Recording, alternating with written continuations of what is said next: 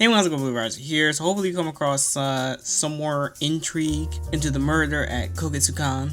Overall, I'm really excited to see what happens next. So far with this event, it's been less of the kind of stuff I don't like about events, where it's just kind of been joking stuff all the time. I guess I should add this. I cut it out of the last video because I didn't think it was truly important, maybe because it felt obvious to me. Sherlock tells us that we replace Morris with Mordred's because of their similarities. I would figure that would be the obvious reason, but just in case someone didn't know or just didn't read it themselves. Anyway, let's get into it. Those sandwiches we had for breakfast were delicious. Yep, not a bad breakfast, I have to admit. I worked pretty hard on those, so I'm glad you all liked them. Yeah, they weren't bad. Best thing about sandwiches is that you don't need any fancy utensils to eat them. This tea is delicious too. Did you do something special with the tea leaves? That would be my doing, Miss Eva. Miss An saw to it that I was extensively educated on brewing tea. Clients don't need to know about your life story, Chris. You're gonna make some lucky woman very happy one day, Chris. You're already so clean and proper. That's enough, Eva. Is it my imagination, or did she just take a dig at me? Morris, you still have a lot of growing up to do, if you're letting a laser mark get under your skin. Nothing anyone could say fazed me when I was your age. By then I had my hands full with beautiful and famous women. I hardly knew what to do with them all. You're the one who told me I had to get married just as I was about to begin my own series of conquests. Did I? I'm so sorry if anything I said offended you, Morris. By the way, Chris, why don't you stop by my room later? Stop that, Ava. Can't believe this guy let his wife and kids run their mouths like that, right, Pops?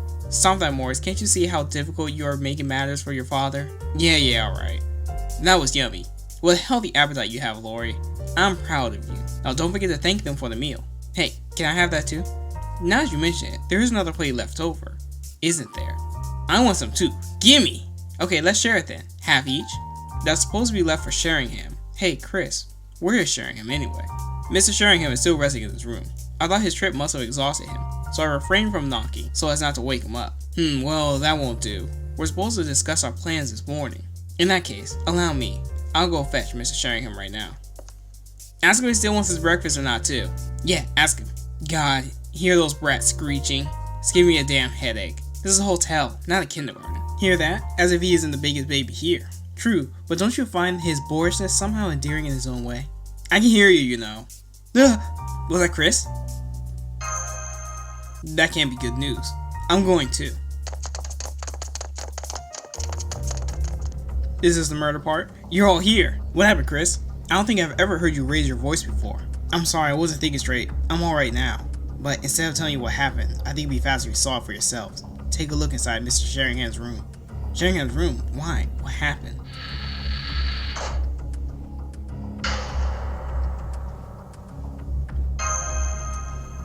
No, wait.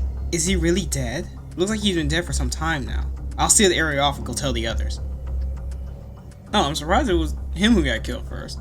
I can't believe Sheringham is dead. I didn't examine his body too closely, but I'm sure it didn't look like he died of natural causes.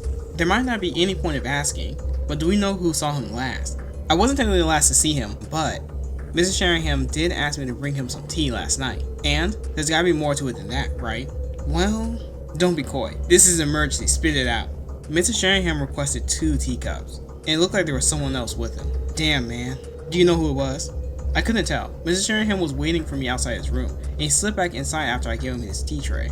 I didn't get as much of a look at whoever was in there.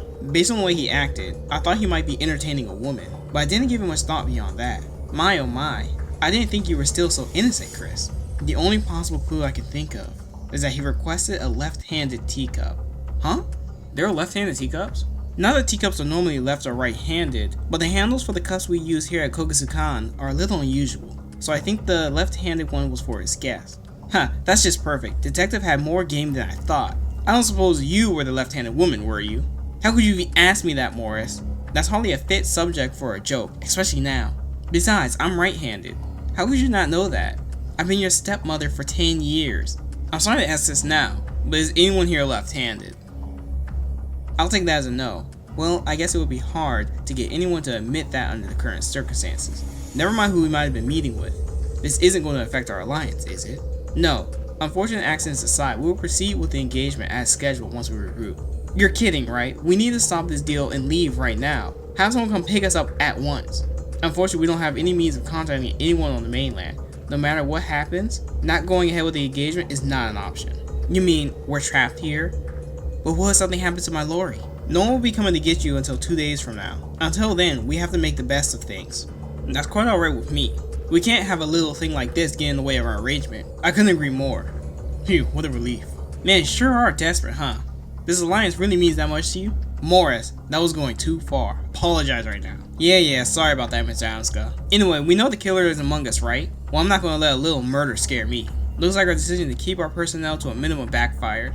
I never thought we would have a murder on our hands. I'm sorry to spoil your vacation, but please make sure all of you stay where we can see you as much as possible. If there's anything you need, we'll be happy to provide it. Alright everyone, as you were, I hope you will still be able to relax and enjoy yourselves. Relax and enjoy ourselves? How on earth are we supposed to relax now? Say, if you don't have anything better to do, would you mind taking over for the detective? We've diverted so many of our resources to security at this point. Honestly, we don't have the time to handle the investigation. Does that mean you don't suspect them at all? I saw him take that ball to the face on the first day, not to mention the uproar that followed. There's no way anyone that anyone that inexperienced in self-defense would be capable of murder. Well, not that you need to be good at martial arts to kill someone, of course. Whatever your reasons are, I absolutely agree that they could never kill anyone. I almost forgot about Hawthorne. I haven't seen him in a minute. Well now, it seems you have much more initiative than I thought, considering how quiet you seem. I agree, you are the right choice. Since they are not affiliated with either family, we can expect their judgment to be fair and impartial. Now then, shall we take a look at the crime scene? Much as I'd rather not, of course. Doctor? Wu asked me to help you out as well. I'm the only one here who can perform an autopsy. After all, lamentably, I have little in terms of space or equipment, so I must confine myself to visual examination. That's a good point. Okay, let's go. He is pretty pale, but aside from that, he doesn't really look dead. If that's what you think, try checking his wrist. Okay, just in case. No, you're right. He doesn't have a pulse. Did you want to check his wrist too? Of course I'm scared, but I also feel kind of partly to blame for his death.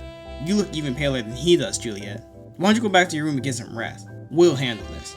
No, I'll stay. I wouldn't be any less scared sitting alone in my room. Alright, if you insist. Anyway, I believe we have sufficiently verified that he is, in fact, dead. Given how much of his body has cooled, I put the time of death around midnight. Of course, the cause of death will be more important than the time. What do you think, Doctor? Poison would seem like a likely answer, but I can't tell what poison and how it entered his bloodstream. But why is there blood? I guess he could have hacked it up, right? I'm afraid that's all I can say at this point. That's all? Isn't there anything else? I may be a doctor, but I must admit this isn't exactly my expertise. I can't say if this was poison mixed into his food or drink, or if he was just injected with it somehow. It would be one thing if I had my toxic substance detection regent here with me, but... I'm sorry to interrupt. It looks like it's going to be rather warm today. So, would it be alright if we move Mr. Sheringham's body soon? Oh, right, I do apologize. You must have a lot to do without waiting around for us. Never mind that, Doctor. What about the poison? If the killer poisoned his food or drink, what's to stop them from doing the same to ours? I doubt there will be any poison in the food as long as Wu is cooking. But if you're worried, I'll be happy to taste it first to put you at ease. What?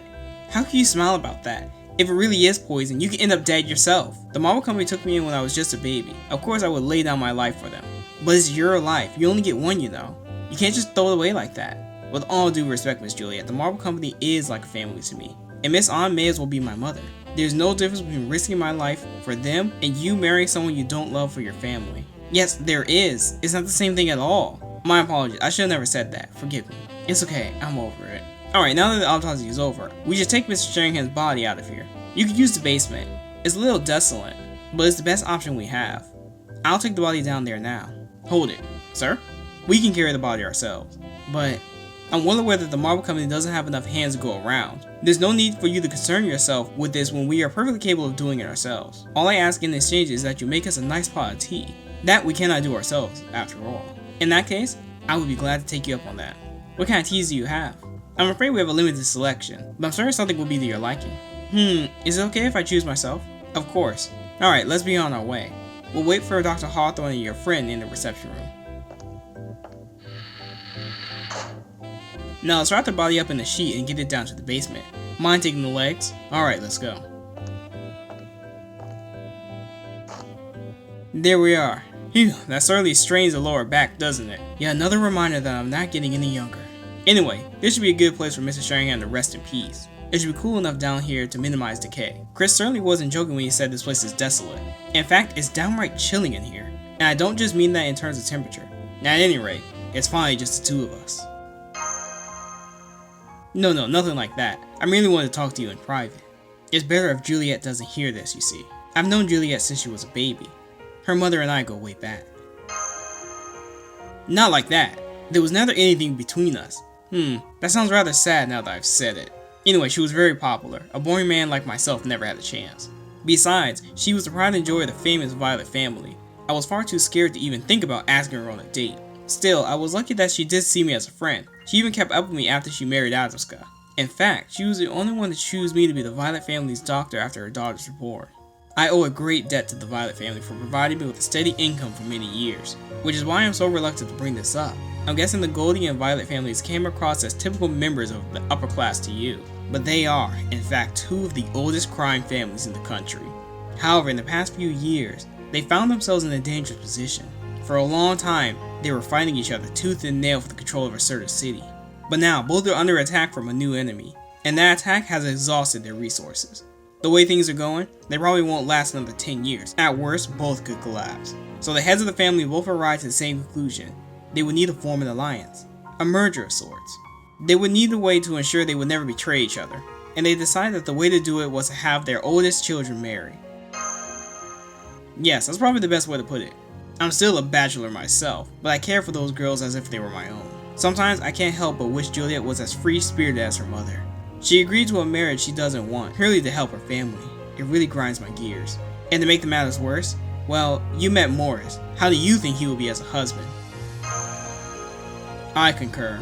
Morris is nothing but a thug going around picking fights over every perceived slight to his fragile ego, and he perceives many. Unfortunately, he's not the only one like that in the Goldie and Violet families, far from it. And those other thugs aren't happy about this merger. They're too concerned about what happened in the past and what's happening right now to give any thought to the future. In fact, many of them would rather have an all-out war than team up with an enemy. Both Aaron and Asuka are under a lot of pressure from their men not to go through with this. And that's why Aaron decided to bring the Marble Company. Any deal by the Marble Company you're present for always goes through, after all. Nobody in that city would voice an objection to this engagement with the Marble Company backing it. While this looks like a 4-day family trip, the true purpose here is to close the deal between these two families in secret. Of course, she has every right to go ahead with this marriage if that's what she's decided, but I don't want her to make a choice she'll end up regretting. Still, she has many years ahead of her, and there's no telling what may happen down life's winding road. If Juliet ever ends up reaching out to you for help, I hope you'll be there for her. Not that I have any business telling you this, as I did not even have the guts to take a chance to get properly turned down by my own youthful crush. Now then, we better get back. I imagine Juliet is waiting for us with our tea. Will you let me through? Just a sec. There's something I want to talk to you about first. Looks like they're arguing about something. Let's go see what's up. Alright, what is it? Let me be straight with you here. Your sister is more my type. I want you to trade places with her. That's not something you and I can decide by ourselves. I just thought it'd suck for you if you had already fallen for me, so I figured I'd bring it up early. Still, it doesn't look like being blunt's your thing anyway, so I don't see you answering honestly regardless. Of course, if you're set on it, I don't mind doing it with you either. You're easy on the eyes. You're disgusting. That's enough, Mr. Morris. Ah, crap, the pretty boy with the grip of steel. Fine, I'll get out of your hair before he breaks my arm or something. I'm gonna go for a walk. Alone. Are you alright? I'm alright, just sick to my stomach. Chris, doctor, would you mind going on ahead? If that's what you want. Come along, Chris. Yes, sir. Thanks, I'll be there before my tea gets cold. I'm so sorry I told you this was just a family trip when I asked you to come along. I thought he might be awful, but he's a little worse than I expected. That's your response? You're so silly. Usually you're really quiet, but today you're something else. Thank you, I feel a little better now. But you know, I've had a good life growing up in this family. It's thanks to them that I got into our schools, and I never would have met you if I hadn't gone there. I'm grateful for them for that, so I can't run away from my duties now. I'm the eldest daughter after all. But these are both the same that I hate these kind of things. That's sweet of you, but I can't. If I ran, my sister would have to take my place. I can't do that to her. Hey, what's with that look? I didn't bring you along so you can make faces at me. No, you mustn't. Hang in there. Huh, that was quick. You weren't even asleep for an hour.